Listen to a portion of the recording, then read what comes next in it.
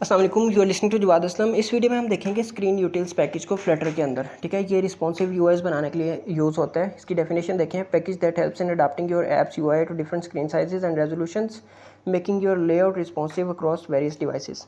अब इसके अंदर होता क्या है कि सबसे पहले यार हम इसका ना पहले सेटअप करते हैं, उसके बाद इसकी थ्योरी पे आते हैं ताकि थोड़ा बहुत आइडिया हो ना। सेटअप के लिए स्क्रीन यूटिल्स पैकेज है, pub.dev पे ये मिल जाएगा। कॉपी करें इसे। ठीक है, प्लेटफॉर्म्स देख लें इसके। Android, iOS, Linux, Mac OS, web और विंडोज़ सभी के लिए काम करता है। ठीक है, वेब के लिए पहले नहीं था, अभी हो गया, बेहतरीन है ये भी। बाकी यहाँ पे इसे ऐड कर दें। ठीक है, कुपर्टिनो आइकन्स के नीचे डिपेंडेंसीज़ में फ्लटर पब गेट कमांड है डिपेंडेंसीज़ गेट करने के लिए। फ्लटर पब अपग्रेड कमांड है डिपेंडेंसीज़ को अपग्रेड करने के लिए। That's it. अब हम इसे इनिशियलाइज़ करवाएंगे मेन के अंदर। ठीक है, मटेरियल ऐप के टॉप पे मैंने विजिट यूज़ किया है, स्क्रीन यूटिल इनिट। ठीक है, इसके अंदर हमने ये इनिशियलाइज़ करवा दिया है यूजिंग इट। अब यहाँ पे डिफरेंट प्रॉपर्टीज़ है, मैं कंट्रोल स्पेस किया है मैंने, तो ये देखें बिल्डर, इनेबल टेक्स्ट स्केल, ये डिफरेंट हैं। ठीक है, अब ये सारी मैं यहाँ पे एक्सप्लेन नहीं कर सकता, ये सारी यहाँ पे लिखी हुई हैं। ठीक है, सो इनको रीड कर लें।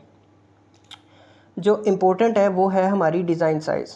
ठीक है, अब ये डिज़ाइन साइज़ हमें देना होता है, जो भी हमारा फिग्मा का डिज़ाइन साइज़ होता है यूजली वो हम यहाँ पे देते हैं, या अडोब एक्सडी जहाँ पे भी आपका ऐप का यूआई बना हुआ है, फिग्मा बना डिज़ाइन बना हुआ है। ठीक है, सो उस स्क्रीन के हिसाब से हम यहाँ पे देते हैं। एंड देन अच्छा, अब हम यहाँ तक सेटअप कर लिया। अब हमने ना जहाँ पे भी हाइट यूज़ कर, इसके कुछ मेथड्स हैं, राइट। अब ये देखें, ये डिज़ाइन साइज़ की प्रॉपर्टी है, यहाँ पे हम देते हैं फिग्मा या अडोब एक्सडी का जो भी डिज़ाइन होता है वो।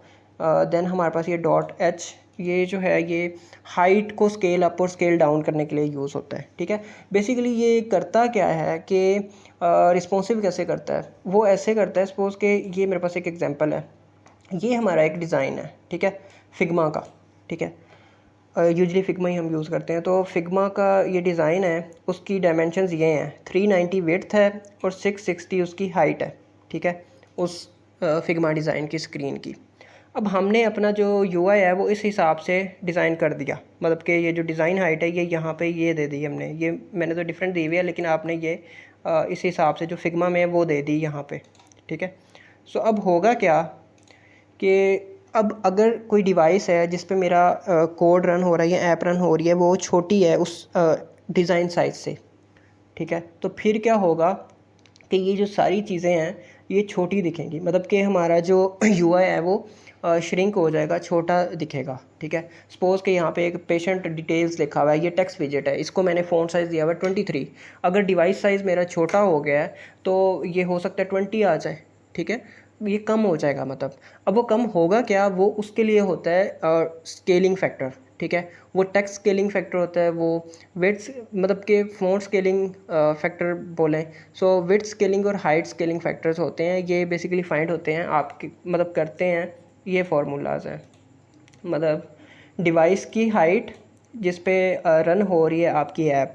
ठीक है, डिवाइस की हाइट जिस पे मतलब जिस डिवाइस पे आपका कोड रन हो रहा है, एक्चुअल डिवाइस, उसकी हाइट और विड्थ। सो उसकी हाइट यहाँ पे देनी है, और डिज़ाइन हाइट, ये वाली जो डिज़ाइन की हाइट है ये 800 हाइट है इसके अंदर हमारी। ठीक है, सो इन दोनों को देंगे तो हमारे पास हाइट स्केलिंग फैक्टर आ जाएगा। ठीक है, अब अगर तो हमारा मतलब कि ऑब्वियसली ऐप जहाँ पे रन हो रही है वो छोटी है, तो ये हाइट स्केलिंग फैक्टर जो है ये हमारा कम आएगा। अगर हमारी ऐप जहाँ पे रन हो रही है वो बड़ी है, ये वाला मतलब कि डिवाइस की हाइट ज़्यादा है, तो ऑब्वियसली ये हाइट स्केलिंग फैक्टर ज़्यादा आएगा। ठीक है, सो उस हिसाब से अब ये हाइट स्केलिंग फैक्टर को ना ये मल्टीप्लाई करते हैं, मतलब कि यहाँ पे ये जो .h है ना, ये जहाँ पे भी हम यूज़ करते हैं तो ये हाइट स्केलिंग फैक्टर को मल्टीप्लाई कर देता है उस वैल्यू से। ठीक है, सपोज़ कि मैंने 10.h लिखा हुआ है। अब हम ज़रा प्रैक्टिकल जा रहे हैं कि अब ये एग्जांपल आई होप समझ आ गई होगी कि अगर डिज़ाइन ऐप छोटी है तो डिज़ाइन हमारा छोटा हो जाएगा, अगर ऐप बड़ी है तो डिज़ाइन हमारा बड़ा हो जाएगा। अब हम प्रैक्टिकली देखते हैं कि कैसा होगा। ठीक है, मैंने ना यहाँ पे विजिट बनाई हुई है, वेट हमारे पास है ये देखें।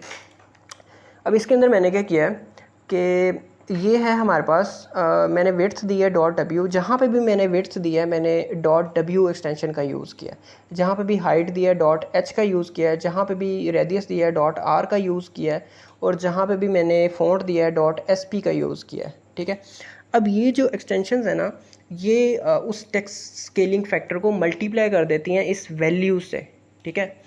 सो अब अगर तो वो टेक्स्ट स्केलिंग फैक्टर बड़ा है, अगर ऐप मतलब अगर डिवाइस जो है वो बड़ी होगी, ठीक है, सपोज कि ये जो है अगर डिवाइस की हाइट ज़्यादा है तो टेक्स्ट स्केलिंग फैक्टर जो है ओबियसली ज़्यादा आएगा, ठीक है।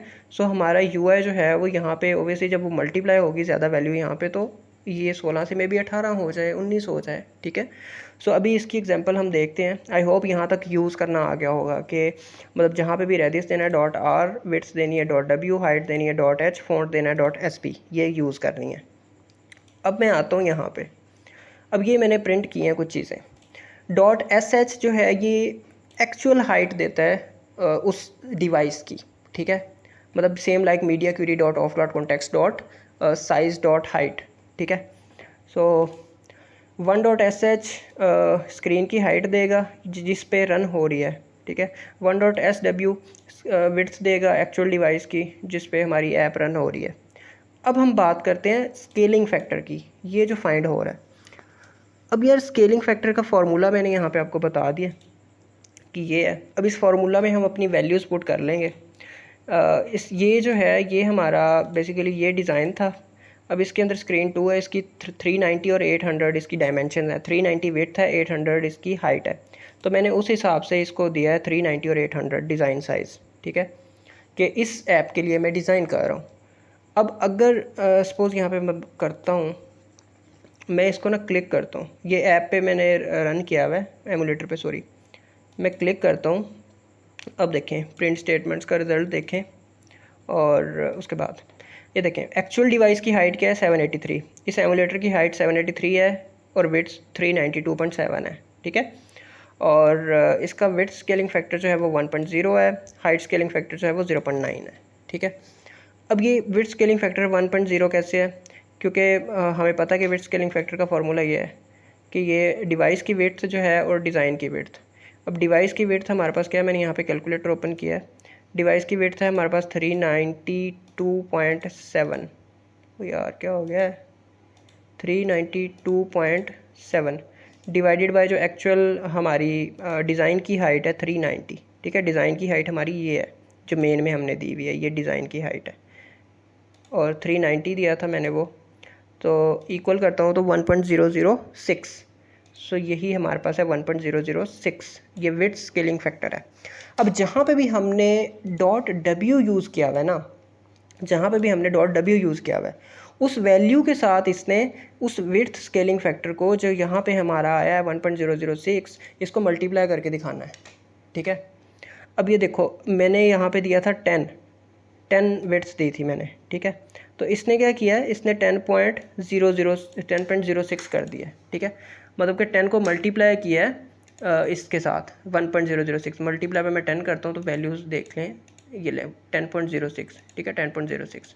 सो जो विड्थ स्केलिंग फैक्टर जहाँ पे भी w लिखूँगा, जो विड्थ स्केलिंग फैक्टर ये फाइंड करेगा using this formula, device width और डिज़ाइन विड्थ को डिवाइड करके उसके साथ ये मल्टीप्लाई करेगा, ठीक है। सो अगर डिवाइस बड़ी होगी तो विड्थ ज़्यादा हो जाएगी, अगर डिवाइस कम छोटी होगी तो उसकी डिवाइस ऑब्वियसली कम हो जाएगी, ठीक है।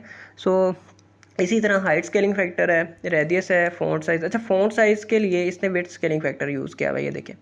अब यार मैं क्या करता हूँ, मैंने ना क्रोम पे रन किया है ये, सो मैं क्रोम पे ज़रा एक दफ़ा ना इसे करता हूँ, क्योंकि क्रोम यार थोड़ा सा ना, मैं इसको करता हूँ स्टार्ट, यार वो क्या हो गया भाई, वेट, मैं इसको क्लियर करता हूँ, इससे मैं टर्मिनेट करता हूँ और यहाँ पे मैं दोबारा करता हूँ क्लिक।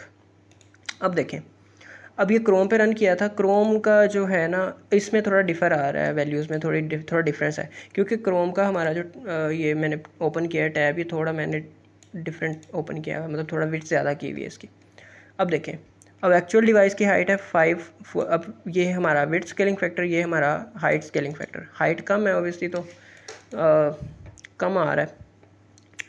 अब यार ये देखें विड्थ यहाँ पे 15.17 आ रही है, लेकिन मैंने यहाँ पे 10 दिया है और यहाँ पे विड्थ 15 हो गई है। क्यों? क्योंकि हमारा ये जो डिज़ाइन है, मतलब कि जिस पे रन हो रहा है हमारा डिज़ाइन, वो स्क्रीन बड़ी है, सो दैट्स वाई वो एक्सपेंड हो गया है, ठीक है।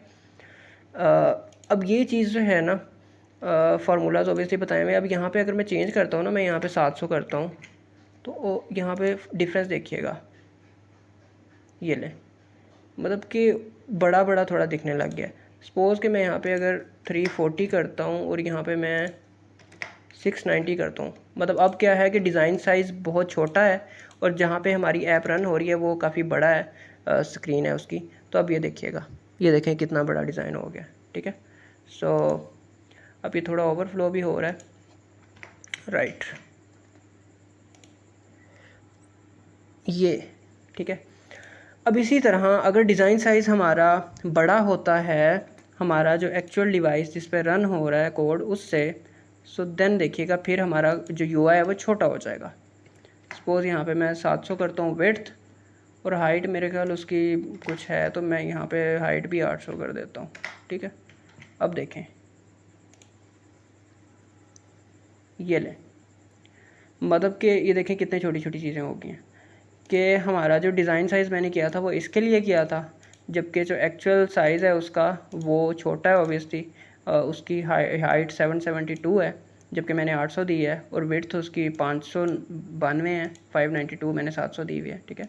सो जो एक्चुअल डिवाइस है उसकी हाइट और विड्थ ज़्यादा है, तो हमारा यूआई जो है वो सॉरी छोटी है, तो हमारा यूआई जो है वो श्रिंक हो गया। पागल हो गया हूँ यार। खैर, आई होप इतना समझ आ गया होगा। अब यार इसने ओबियसली स्केलिंग फैक्टर मैंने बता दिया कैसे फाइंड कर रहा है। रेडियस के लिए इसने ये विड्थ उठाई है इसकी, ठीक है। ये यार यूजुअली क्या करता है, रेडियस जो होता है ना, ये विड्थ स्केलिंग और हाइट स्केलिंग फैक्टर में जो मिनिमम होता है ना, वो स्केलिंग फैक्टर को ये रेडियस के लिए यूज़ करता है, डॉट आर के लिए, ठीक है। ये जो डॉट आर लिखा हुआ है ना, इसके लिए ये हाइट और विड्थ में जो मिनिमम होता है ना उसको उठाता है स्केलिंग फैक्टर में से, ठीक है। और एक यहाँ पे एक और वैल्यू है फ़ॉन्ट साइज़ के लिए, मैंने बता दिया कि ये विड्थ स्केलिंग फैक्टर उठाता है। डिज़ाइन गाइड जो होता है ये ओवरऑल हमारा स्केलिंग फैक्टर होता है, हमारा जो डिज़ाइन साइज़ है उसका और जो एक्चुअल साइज़ है उसका। अब ये भी हम फाइंड कर सकते हैं कि सपोज़ यहाँ पे क्या आया हुआ है मेरा 0.81। अब ये जो 700 मल्टीप्लाई बाई 800 करो, जो डिज़ाइन है 700 मल्टीप्लाई बाई 800, 560 एंड 3 ज़ीरोज़ हैं आगे, ठीक है। ये हमारा रिज़ल्ट आ गया डिज़ाइन साइज़ का, ठीक है। अब सेम चीज़ मैंने करनी है एक्चुअल जो हमारा साइज़ है 772 और 592। 772 मल्टीप्लाई बाय 592, राइट, ये आ गया। डिवाइडेड बाय कर दें 560 और 111, मतलब 000, 0.81, राइट, 0.81, ठीक है। सो ये डिज़ाइन गाइड है।